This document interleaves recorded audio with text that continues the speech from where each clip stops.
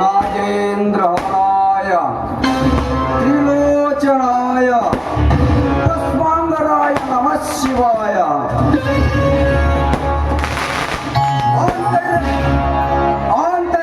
ಅಂತರಾಳದಲ್ಲಿ ಅದೇನೋ ಅತೃಪ್ತಿ, ಅದೆಂಥವುದೋ ಅಶಾಂತಿ, ಅದ್ಯಾವುದೋ ಅನಪೇಕ್ಷಿತ ಅಧೈರ್ಯ.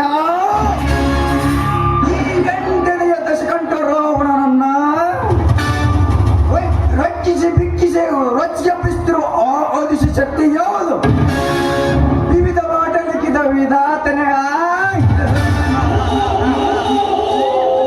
ತನ್ನ ವಿಧಾತ ಪಟ್ಟವನ್ನೇ ಗಂಟು ಕಟ್ಟಿ ನನ್ನ ಕಾಲಡಿಯಲ್ಲಿಟ್ಟು ಪಂಚಾಂಗದ ಪುರೋಹಿತನಾಗಿದ್ದಾನೆ ಬ್ರಹ್ಮ.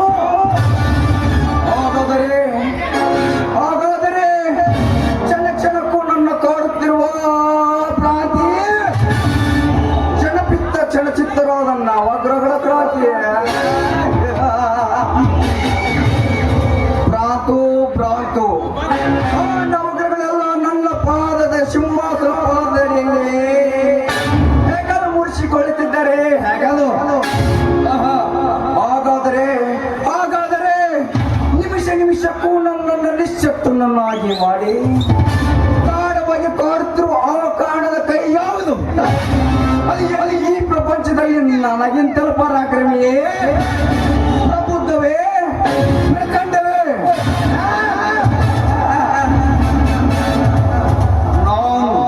ಚತುರ್ದಶ ಭುವನ ಭಯಂಕರನಾದ ಲಂಕೇಶ್ವರ ರಾವಣ,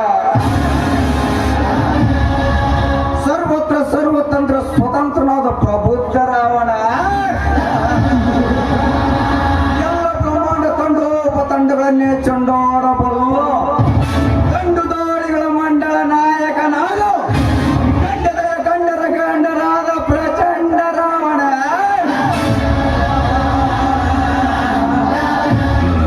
ಆ ರಾಮಾಯಣದಲ್ಲಿ ರಾವಣ, ಈ ಕಲ್ಕಿ ಯುಗದಲ್ಲಿ ದೇವೇಗೌಡ.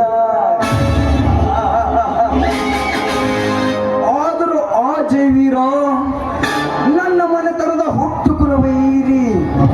ಆ ನಮ್ಮಿಬ್ಬರ ಮನೆತನದಲ್ಲಿ ಒತ್ತಿದ ಬೆಂಕಿ ನಂದಬೇಕಾದರೆ ಅವನ ತಮ್ಮ ಕ್ರಾಂತಿವೀರನ ಕೊಲೆ ಆಗಲೇಬೇಕು.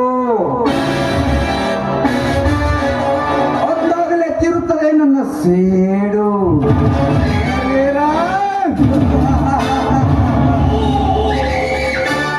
ಹಳ್ಳಿಯಿಂದ ದಿಲ್ಲಿಯವರೆಗೂ ನಿಂತ ರೋಡ್ಗಳ ತೆರೆ ಮೇಲೆ ಕಾಲಿಟ್ಟಿ ಮೇರೆವರೆ ಈ ಟೈಗರ್ನ ಗುಡಿಗೆ ಅಂದಿನ ಸ್ಪರ್ಧೆಯಲ್ಲಿ ನನ್ನ ಜನರನ್ನೇ ಸೋಲಿಸಿ ನನ್ನ ತಂಗಿ ಕೈಯಾರೆ ಚಿನ್ನದ ಕಡದ ಪಡೆದು ಹೂಮಾಲೆಯನ್ನು ಹಾಕಿಸಿಕೊಂಡನು. ಅಂದಿನಿಂದ ಒತ್ತು ಉರಿಯುತ್ತಿದೆ ನನ್ನ ಒಳಗೆ ಸೇಡಿನ ಬೆಂಕಿ. ಇದೇ ಸೇಡಿನ ಬೆಂಕಿಯಿಂದ ವಂಶವನ್ನೇ ಸುಟ್ಟು ಹಾಕಿ ನಿನ್ನ ತಂದೆ ಸ್ಥಿತಿಯನ್ನೇ ನಿನಗೂ ತಂದು ನನ್ನ ಆತ್ಮವನ್ನು ಶಾಂತ ಮಾಡಿಕೊಳ್ಳದಿದ್ದರೆ ಈ ಊರಿನ ಪೊಲೀಸ್ ಪಾಟೀಲ್ ದೇವೇಗೌಡನೇ ಅಲ್ಲ. ಜಿತೇಂದ್ರ,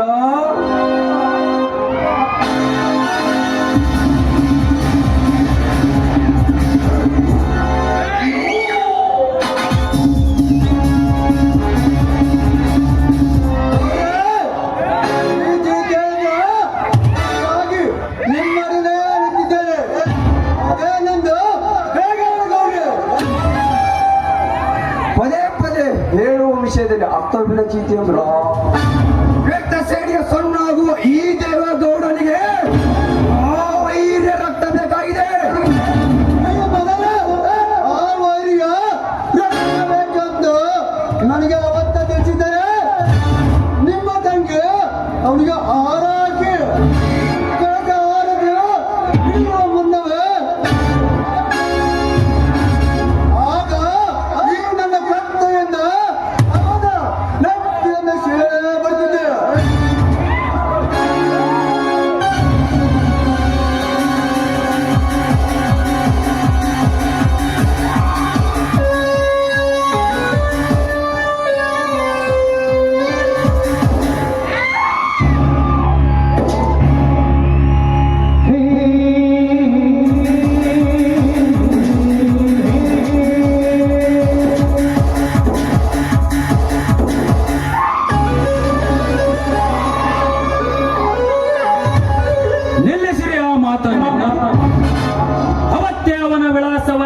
ಕಳಿಸಿದ್ದಾರೆ. ಸೋತ ಸೇಡಿಗಾಗಿ ಗೌಡ ಕೊಲ್ಲಿಸಿದನೆಂದು ಅಪಕೀರ್ತಿ ಬರುತ್ತಿತ್ತು. ಆದರೆ ಅದು ಈಗಲ್ಲ. ಕರೆಕ್ಟ್ ಗಜರಾಜ, ನಿನ್ನ ಮಾತಿನಲ್ಲಿ ನಿಜವಿದೆ. ಆದರೆ ನಿಜವಿದೆ ಎಂದು ನಮ್ಮ ಭುಜವನ್ನು ತಟ್ಟಿಕೊಂಡು ಕೂರುವ ಸಮಯ ಈಗಿಲ್ಲವಲ್ಲ. ಈಗಂತೂ ಮುತಾಲಿಕನನ್ನು ಅವನ ಭೇಟಿಗೆ ಕಳುಹಿಸಿದ್ದೇನೆ. ಅವನ ಮಾತಿಗೆ ಬೆಲೆ ಕೊಟ್ಟು ಇಲ್ಲಿಗೆ ಬಂದು ನನ್ನ ಕಂಡೀಷನ್ಗೆ ಒಪ್ಪಿದ ಸರಿ. ಇಲ್ಲ ಅಂದ್ರೆ ಈ ಕತ್ತಿಯ ಕರಾಮತ್ತು. Jitendra, good idea.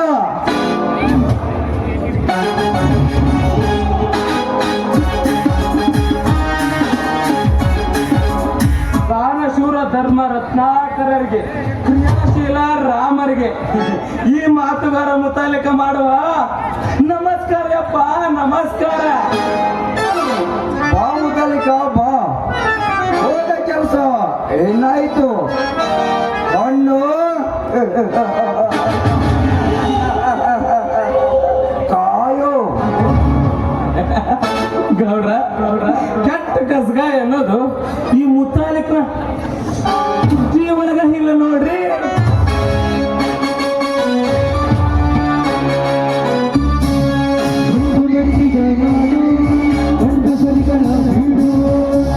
ನಮಸ್ಕಾರ ಮಾಡ್ತೀನಿ ಪೊಲೀಸ್ ಗೌಡ್ರಿಗೆ. ಬಾ ಕ್ರಾಂತಿ ವೀರ, ನಿನ್ನ ನಮಸ್ಕಾರ ಎನ್ನುವ ಈ ನಿನ್ನ ನುಡಿ ನನ್ನ ಹೃದಯದ ಮಿಡಿತವನ್ನೇ ಬದಲಾಯಿಸಿತು. ಬಾ ಕುಳಿತುಕೋ. ಇರಲಿ, ಅದೇಕೋ ಬರ್ಲಿಕ್ಕೆ ಕೇಳಿ ಕಳಿಸಿದ್ರಂತೆ, ಯಾಕೆ?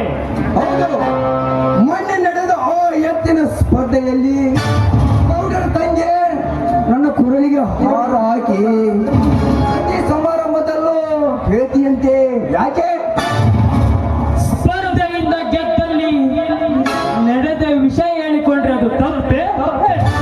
ಹೌದು, ಅದು ಶುದ್ಧ ತಪ್ಪು. ಯಾಕೆಂದರೆ ಅದು ಈ ಗೌಡರಿಗೆ ಅವಮಾನದ ವಿಷಯ. ಅಷ್ಟೇ ಅಲ್ಲ, ಇದು ಜಪ್ಪನೆಯ ಮೊದಲ ವಿಷಯ. ಅದಕ್ಕಂತ ವಿಚಾರ ಮಾಡಿ ಅದಕ್ಕೊಂದು ಹೊಸ ದಾರಿ ಹುಡುಕಿ ಈಗ ನಿನ್ನ ಸಂಧಾನ ಕರ್ಸಿವಪ್ಪ. ಸಂಧಾನಕ್ಕ ಹಾಗಂತ ಸಮರವನ್ನು ಸಂಧಾನ ಗೌಡ್ರ ಕಂಡು ಕ್ಷಣ ಬಗ್ಗೆ ಸಲಾಮ್ ಮಾಡ್ಬೇಕಂತ ಸಂಧಾನ ಇಲ್ಲ. ಗೌಡ್ರ ತಂಗಿ ನನ್ಗ ಹಾರ ಹಾಕಿ ಆರತಿ ಮಾಡಿಲ್ಲ ಅಂತ ಹೇಳ್ಬೇಕಾದ ಸಂಧಾನ ಇಲ್ಲ. ನಿನ್ನ ಶೂರತನ ನೋಡಿ ನನಗೆ ನಾಚಿಕೆ ಬಂದೈತೆ. ನೀನು ಈ ಊರಲ್ಲಿ ಇರಬಾರ್ದಂತ ಹೇಳ್ಬೇಕಾದ ಸಂಧಾನ ಹೇಳಿ. ಇದು ಯಾವುದು ಅಲ್ಲ ಕ್ರಾಂತಿ ವೀರ.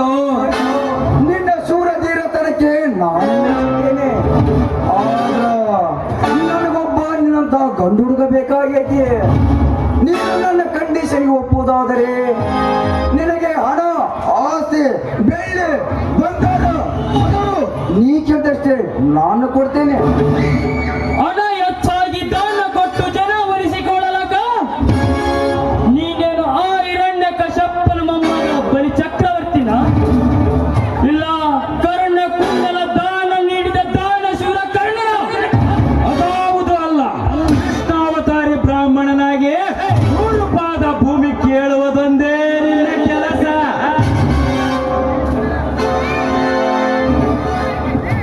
ಅದೊಂದು ಪುರಸ ನಮ್ಮ ಗೌಡರ ಕೆಲಸ. ಯಾವಾಗಾರ ಒಂದು ಇದನ್ನ ಹೇಳ್ತಿರ್ತಾನ ನೋಡ್ರಿ, ಏನ್ ಆಗ್ಬಿಟ್ಟಿರ್ತ ಏನಂತ ತಮ್ಮ ಅದನ್ನ ಕರಾರು ಪತ್ರ ಮಾಡಿ ನಮ್ಮ ಮುಂದೆ ಗೌಡ್ರು ಮಂಡಿಸೋದು ನನ್ನ ಕೆಲಸ ನೋಡಪ್ಪ. ನನ್ನ ಕೆಲಸ.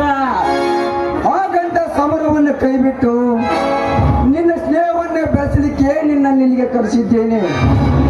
ನಾನು ಹೇಳಿದಕ್ಕೆ ನೀನು ಒಪ್ಪುವುದಾದರೆ ನೀ ಕೇಳ್ತೇನೆ, ನಾನು ಕೊಡ್ತೇನೆ. ನನ್ನ ಸ್ನೇಹಕ್ಕೆ ನೀನು ಬದ್ಧವಾದರೆ ನಿನ್ನ ಕಂಡೀಷನ್ ನಾನು ಒಪ್ತೀನಿ. ಆದ್ರೆ ನನ್ನ ಕಂಡೀಷನ್ ಒಪ್ಪುವುದಾದ್ರೆ ಮಾತ್ರ ಏನಂತ ಹೀಗೆ ಹೇಳು. ಯಾ?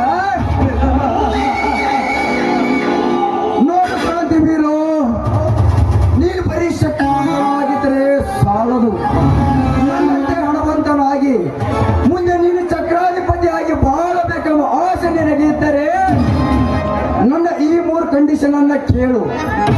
ಮೊದಲನೆಯದಾಗಿ ನನ್ನ ಅಪ್ಪಣೆ ಇಲ್ಲದೆ ನೀನು ಯಾವ ಎತ್ತಿನ ಸ್ಪರ್ಧೆಯಲ್ಲಿ ಭಾಗವಹಿಸುವಂತೆ. ಕಂಡೀಷನ್ ನಂಬರ್ 2, ನಿನ್ನ ಜೀವನ ಪರ್ಯಂತ ನನ್ನ ತಂಗಿಯನ್ನ ಕಣ್ಣೆತ್ತಿ ಕೂಡ ನೋಡಬಾರದು. ಕಂಡೀಷನ್ ನಂಬರ್ 3, ಊರ ಮುಂದಿನ 10 ಎಕರೆ ಹೊಲ, ಊರೊಳಗೆ ಒಂದು ಮನೆ, ನಿನ್ನ 2 ಕೈಗೆ 10 ತೊಲೆಯ ಬಂಗಾರ ಕಡ್ಗ ಹಾಕ್ತೀನಿ. ಆದ್ರ ನನ್ನ ಮನೆಯ ಬಲಗೈ ಬಂಟನಾಗಿ ಹಾಳಾಗಿರಬೇಕು.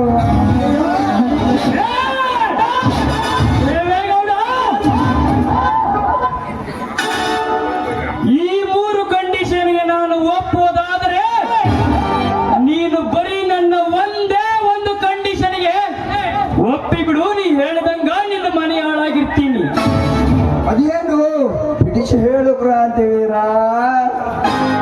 ನೋಡು ಸೌಕಾರ, ನೀನು ನನಗೆ ಹೊಲ, ಮನೆ, ಬೆಳ್ಳಿ, ಬಂಗಾರ ಏನು ಕೂಡ ಬೇಡ.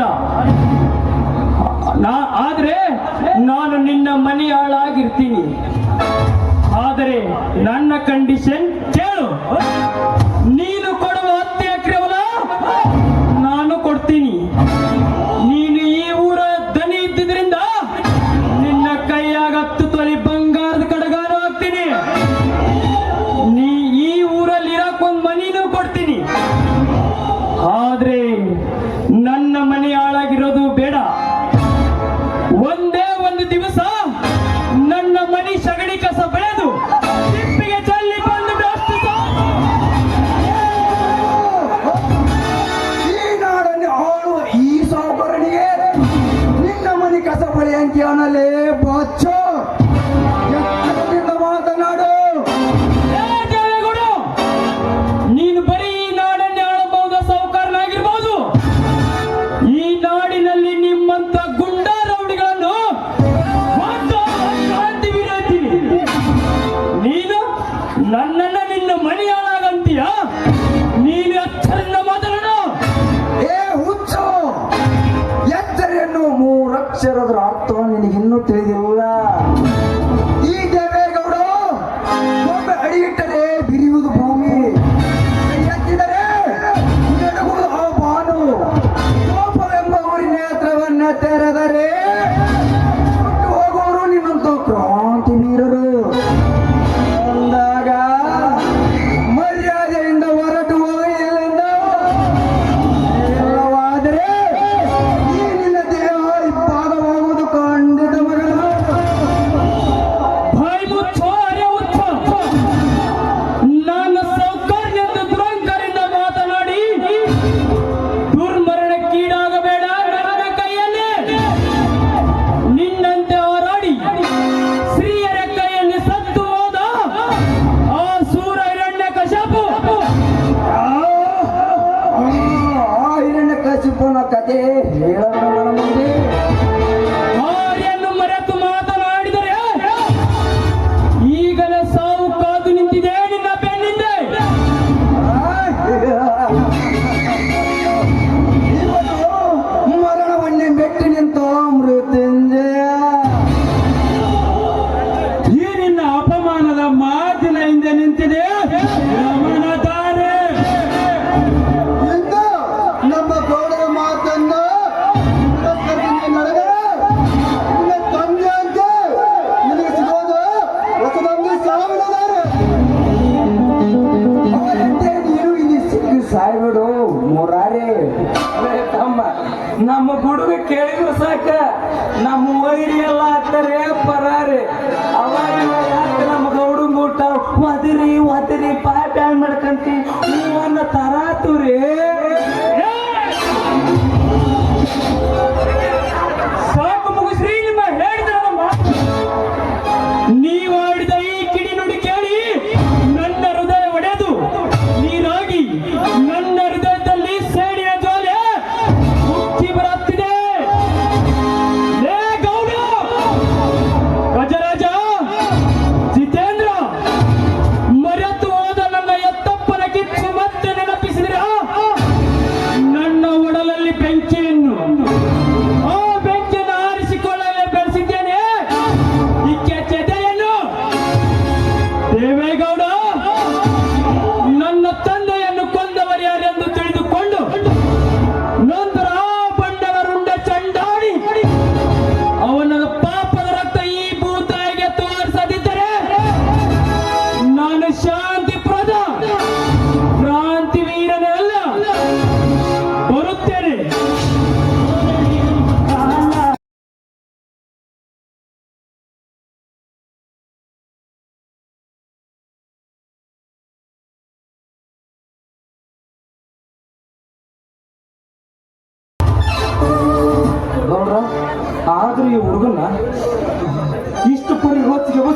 ನೋಡ್ರಿ ಅದಕ್ಕೆಲ್ಲ ಎದುರೋದಿಲ್ಲ ಈ ಗಜರಾಜ್.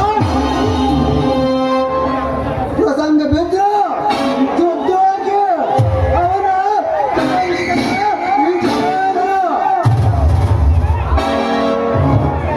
ಆದರೂ ಆತುರಪಟ್ಟು ಅಪಾಯವನ್ನು ಎದುರಿಸುವುದಕ್ಕಿಂತ ಉಪಾಯನೆ ಮಾಡಬೇಕು ಇವನ ಕೆಲಸವನ್ನ. ಅದು ಎಡೆ ಮುರಿದ ಹಾವಂತೀರೋ ಇಲ್ಲ ಎಡೆ ತುಳಿಸಿಕೊಂಡ ಹಾವಂತೀರೋ? ಬನ್ನಿ, ನಾನು ಅರಗಾಯವಾದ ಹಾವಿದ್ದೇನೆ.